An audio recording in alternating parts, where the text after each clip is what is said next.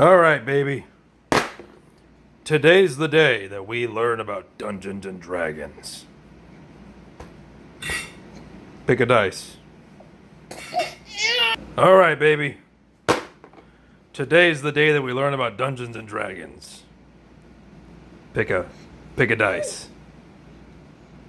This one. Maybe this one.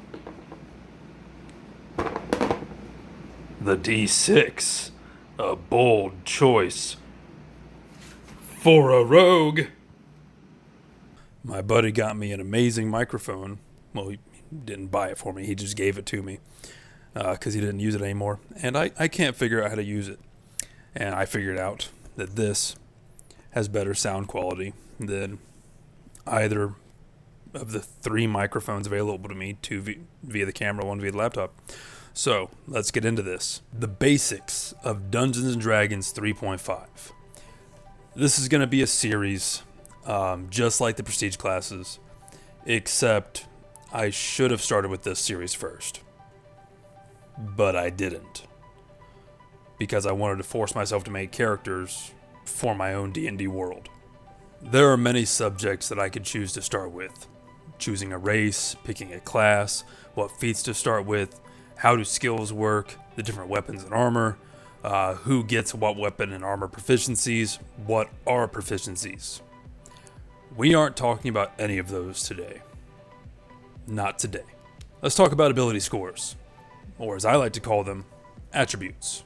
I only do this because during my years of playing, I've had this argument a lot. Hey, what are your ability mods again?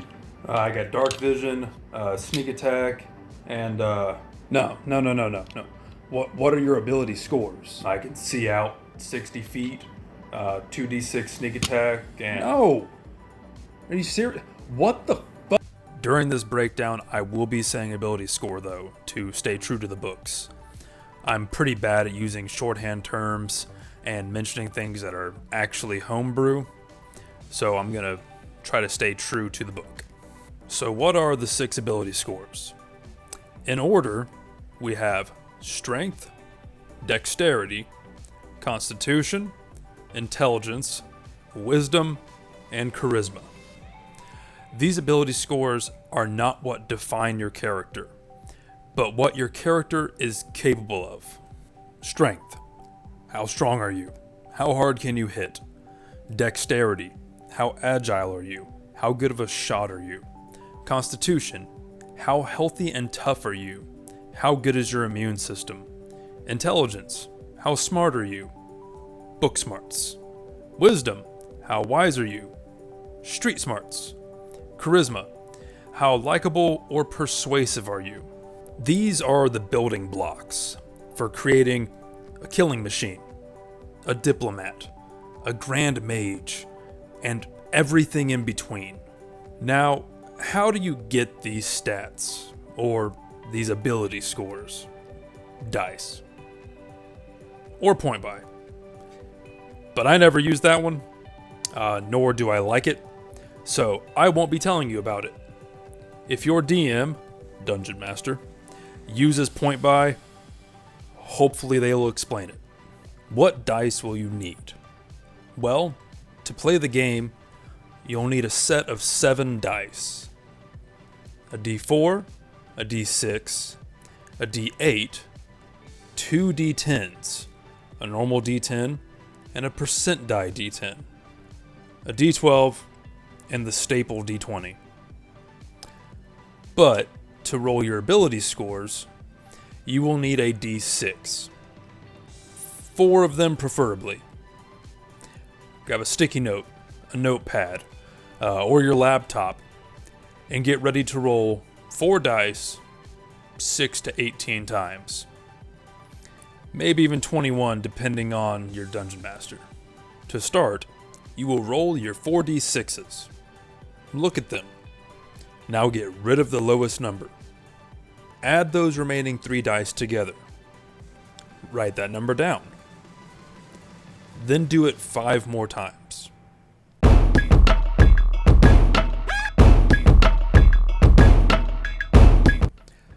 You now have 6 random numbers that will range from 3 to 18. If you have any 3s, know I'm deeply sorry. If you have any 18s, you're going to have a good time. Now, what do you do with these random numbers? By the book, you can put them into any ability score that you want. You will want to put them with the ability score that works with your class and race. But we will talk about that another time. The way I personally do it is 3 sets of 6. Roll those 4d6 18 beautiful times. Also, you only keep 10s and above. This will guarantee that your character won't be complete boom boom. If your race brings your ability score below, then you go below 10. That's how it be sometimes. If you roll your 3 sets, and the set you choose doesn't have a 15 or above, then I give my players what I call the DM's blessing. That's where I roll 4d6, and if it's higher than your lowest number, I replace it with what I rolled. Some DMs aren't as forgiving or loving as me. Some DMs not only make you keep what you roll, so it's possible to get a 3, but they make you roll in order. That means you will definitely be choosing your class after you roll your stats. Unless you're crazy. My buddies and I have tried this method once. It lasted for 1 session, and I ended up making an orc that was, well, let's just say he was strong enough to rip you in half, and his mental stats were the exact opposite. What can these ability scores do? Strength determines extra melee damage and chance to hit, carrying weight, which people rarely pay attention to, and certain skills. Every ability score is used with certain skills, so I won't mention that again until the skills breakdown video.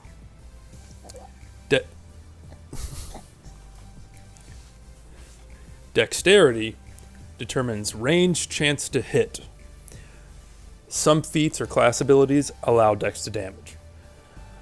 AC, armor class, and your reflex save. Constitution determines your HP, hit points, and fortitude save. Intelligence determines your Intelligence determines your skill points, how many languages you know, and certain spellcasters' ability to cast. Wisdom determines your will save and certain spellcasters' ability to cast as well. Very underwhelming, but a high wisdom and dexterity can create quite the immortal. But we'll come back to that idea. Charisma is used for certain class abilities and for breaking the game with bluff and diplomacy. Leo, what's that? What's that? Say hi. Say hi. That should about do it for part 1. I hope this video gave you some decent understandings of the ability scores.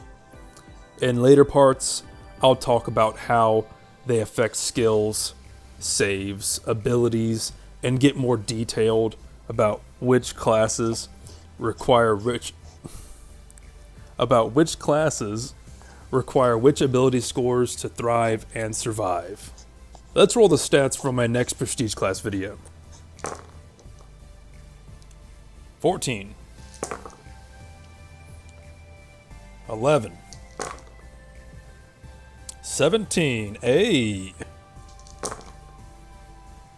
14, 12, last one.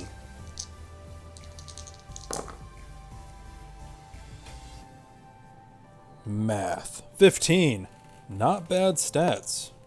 Wish I could roll that good whenever I make characters for other people's campaigns. But those stats are going to be used for the next prestige class video. So stay tuned for that. But until next time, comment, like, subscribe, the works, all the fancy. thingamajigs. Heck, click that little bell icon thing. I don't know. Whatever.